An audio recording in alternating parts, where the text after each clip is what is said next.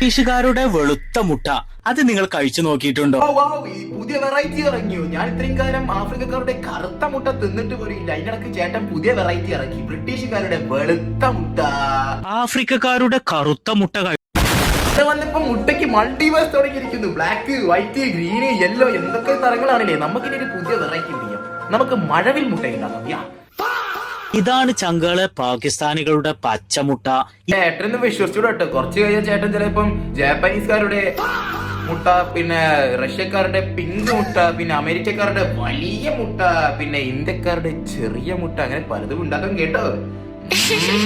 നമുക്ക് ലേശം മാറ്റി പിടിക്കാം. ലൈക്ക് ഈ വെളുത്തിയും കറുത്തയും മുട്ടയ്ക്ക് പകരം നമുക്ക് ഈ മൃഗങ്ങളെ മുട്ട പിടിക്കാം. ഓക്കെ, ആനയുടെ വലിയ മുട്ട, ജിറാഫിന്റെ നീണ്ട മുട്ട, പിന്നെ പല്ലിയുടെ ബ്ലാക്ക് ആൻഡ് വൈറ്റ് മുട്ട, അങ്ങനെ പലതരം മുട്ടകൾ നമുക്ക് പുതിയത് കണ്ടുപിടിക്കാം. എന്ത് പറയുന്നു?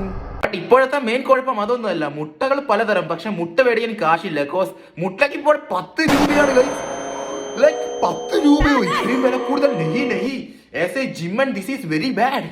സോ ഇതുപോലെയുള്ള പലതരം മുട്ടകളുമായി നമുക്ക് അടുത്ത വീഡിയോയിൽ കാണാം. അതുവരെ ശുഭം.